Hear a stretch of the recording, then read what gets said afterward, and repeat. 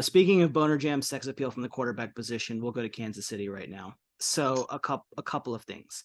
The over under is at 11 and a half. which seems Now low. it seems low, right? Which is why the odds are not favorable for going above because people are like, that seems low. Do people really think they're going to lose 5.5 games?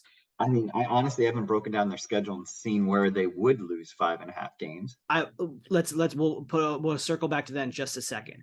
If you want to be one of those people where you're like, oh, I can see Kansas City losing X number of games. All right. So your arguments are a couple. One, I think there is a hidden storyline that Mahomes has had maybe his worst supporting cast in a little while. Because Currently, please stop trying to sell me Kadarius Toney. Please stop trying to make Kadarius Toney a thing. Please stop. We need to stop. Kadarius Toney is the fetch of wide receivers. Please stop trying to make it a thing. He's not. He's just not. He's injured again. The guy can't play. You can't play, right? but he made a what play was in the Super Bowl. it's just he can't play. He can't play. There's a reason. He spends more time trolling people on Twitter than he actually does producing stuff on football. I mean, on the football field. They can't play. Everyone's trying to make Rashi Rice into Jerry Rice. Like, we need to stop. Enough is enough. The receivers are hot. Travis Kelce is there. Kelce is the fixture. That's the If we get point. it. Travis Kelsey's there. They're going to run more Marcus 13 personnel again this year, right? They're going to run 13 personnel and they're going to run the football because that's what they were doing last year. And I think I really, really, actually really, really like Pacheco, Jerick McKinnon, and even a tiny bit of Clyde Edwards-Helaire as a rebound this year. Even a he's tiny, still there. tiny bit of him, tiny bit. I think they go a little more ground and pound. I don't like the receiving core, and then they downgraded left tackle from Orlando Brown to Donovan Smith, old man Donovan Smith, who's not very good, or wasn't very good particularly. So like, there's questions there, but going back to the part about their schedule, pulling it back up on my end, right before their bye, they have a Week 10 bye. So before the bye, Miami has to come to Kansas City in November. So Miami cold weather in November. All right. So right after the bye, they have the Eagles, but at home. They have the Raiders and the Packers, very questionable team. They get Buffalo at home. They go to New England, and then they get the Raiders and Bengals at home. The schedule sets up very favorably for them in the second half of the year, and they have a couple of cupcakes on there early in the year.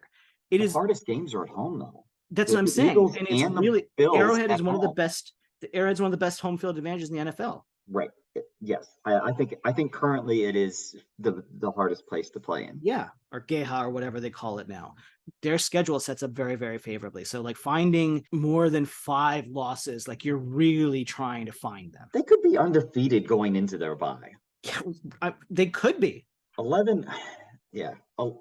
11 wins, it definitely seems low. Look at Defense so is largely 2020, they were outside of the Chris Jones situation, it might be better. So they were 14-2 in 2020. They were 12-5 in 21, and that was with the Super Bowl hangover. And that was with Mahomes out for like 3 or 4 games. And then they were 14-3 last year. So you're telling me they can't win over 11.5? So we've established basically that if Mahomes misses 3 games, they're still going to win 12 games. Yeah. Now, I know the vig on the over is ugly, but what if you buy it up a little bit? So if you get them at 12.5 plus 150. I'm not saying it, but it might be. But even like, I look at their schedule and I'm like, because they're the fucking Chiefs.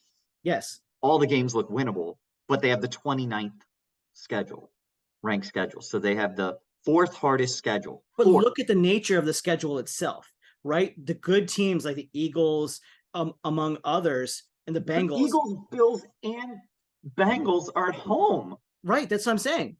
That puts it a coin flip at best.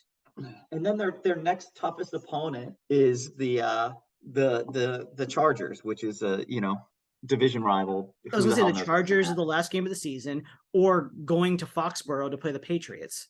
I don't know. I still think I'm going to stay away from this one. No, fair enough.